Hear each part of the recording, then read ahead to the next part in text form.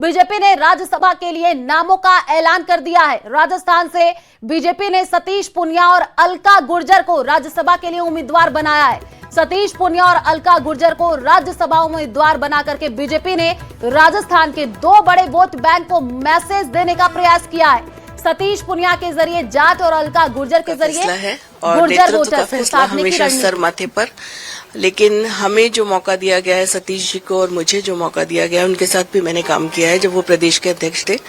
हम इस double engine की सरकार को राजस्थान के हित में, राजस्थान के विकास के लिए जो भी अपेक्षाएं जनता के द्वारा होगी, नेतृत्व के द्वारा होगी, उनको हम मिलकर आगे लाने का और उसके अनुसार काम करने का हम पूरा प्रयास करेंगे। महिलाओं को लगातार आगे लाया जी, जनता पार्टी बिल भी लेकर आई है, राजस्थान आपसे शुरुआत भी की गई है।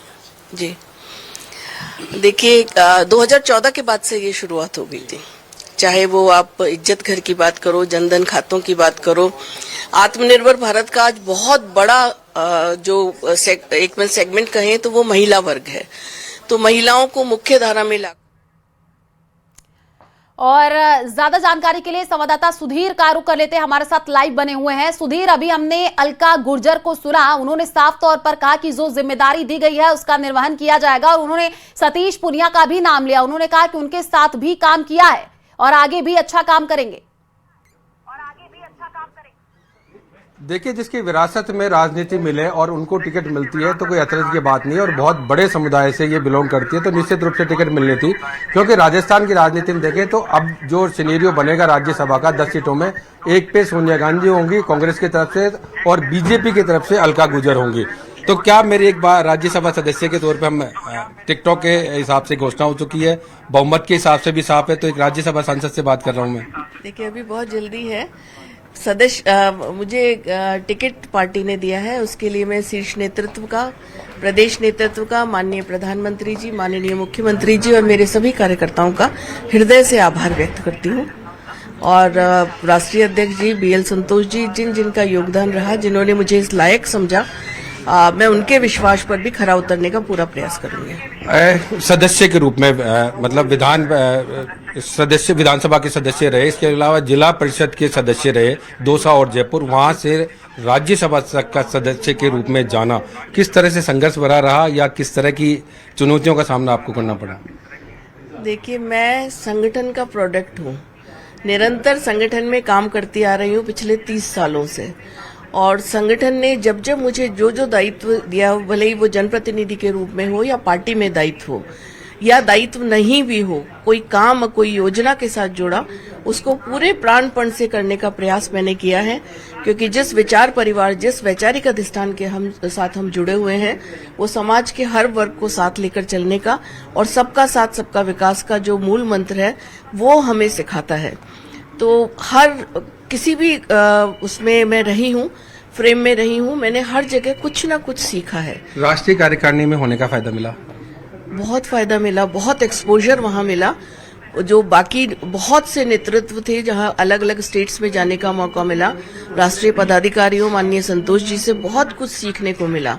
और मुझे लगता है ये सीखी हुई चीजें आपको कभी कहीं ना कहीं जरूर काम आती हैं। नेतृत्व को विकसित करने में और समाज के साथ जोड़ने में ये सारे जो लोग हैं उनसे मैंने बहुत कुछ सीखा। नारी शक्ति वंदन अधिनियम की बात की जाए तो नारी शक्ति वंदन अधिनियम के बाद से ये लगने लगा कि राज्यसभा में राजस्थान से महिलाओं की भागीदारी कम होती थी। अब जो 10 सीटें हुई उसमें 2 महिलाएं हो गई, तो नारी शक्ति वंदन अधिनियम को कितना इसके लिए मानते हैं कि उसका भी एक सहयोग रहा होगा? देखिए, हो सकता है उसका सहयोग रहा हो, लेकिन हमारी पार्टी संविधान के अनुसार, हमारे संगठन में तो हम 30% महिलाओं को शुरू से ही रखते थे। और अब नारी शक्ति वंदन के द्वारा पूरा धन्यवाद देती है हमारी महिला शक्ति की पहली बार 2014 के बाद वंचित वर्ग को जो वरीयता देकर विकसित भारत के संकल्प के साथ मोदी जी ने जोड़ा। निरंतर आदि आबादी के लिए बहुत सारा काम किया, मखौल भी उसका उड़ा, लेकिन नारी शक्ति वंदन के द्वारा निर्णय में भागीदारी, नीति निर्माण में भागीदारी की जो पहल मोदी जी की सरकार ने की है, निश्चित रूप से वंदनीय है। और बहुत ही आदर के साथ मैं ये कहना चाहूंगी कि जो दायित्व मुझे महिला होने के नाते दिया हो या गुर्जर होने के नाते दिया हो या भारतीय जनता पार्टी की कार्यकर्ता होने के नाते दिया है, मैं विश्वास दिलाती हूँ कि जो भी काम मुझे सौंपा जाएगा उसको पूरी शिद्दत के साथ में करने का प्रयास करूंगी। पारिवारिक रूप से देखते हैं तो राजनीति सुदृढ़ नजर आती है। आपके पति नाथू सिंह गुर्जर वो भी मंत्री रहे हैं, उनका कितना सहयोग मानते हैं, क्योंकि घर से ही नींव मजबूत हुई होगी ना? देखिए, नींव तो घर से मजबूत, संगठन से मजबूत, कार्यकर्ताओं से मजबूत, विचार से मजबूत है। और मुझे बहुत गौरव होता है कि मैं नाथू सिंह जी की पत्नी हूँ। उन्होंने 19 महीने जेल में भी काटे और उनसे बहुत कुछ सीखने को मिलता है। नेतृत्व के बारे में, लोगों से किस तरह से इंटरेक्ट करना है, समाज के बीच में किस तरह से जाना है, कहाँ कब क्या बोलना है। तो निश्चित रूप से आप ये कह सकती हूँ घर में ही बहुत अच्छे ट्यूटर चलिए, हैं। अंतिम सवाल हमारा रहेगा कि राज्यसभा में पहुंचने के बाद राजस्थान के लिए क्या वरीयता रहेगी आपकी?